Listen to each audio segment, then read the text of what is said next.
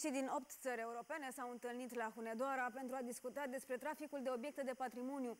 Oamenii legii caută soluții pentru a combate această problemă. Polițiștii europeni au vizitat și mai multe locuri istorice, printre care celebra cetate de la Sarmisegetuza. Simpozionul internațional este organizat de Inspectoratul Județean de Poliție Hunedoara în parteneriat cu Fundația Collegium 21 și Realitatea TV.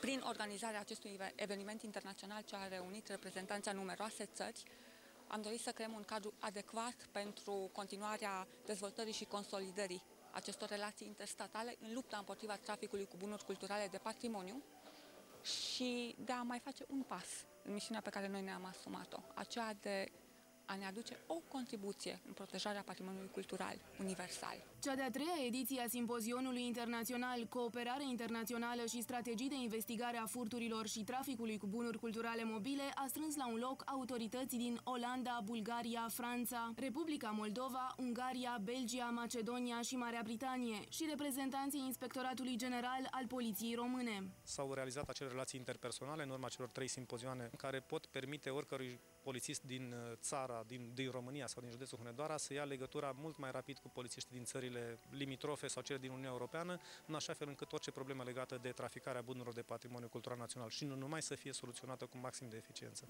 Prin cooperare internațională am adus în țară și cu sprijinul Interpolului și altor instituții am adus în țară foarte multe bunuri de patrimoniu și chiar unele unicate. To be honest, cooperation with the Romanian police is excellent.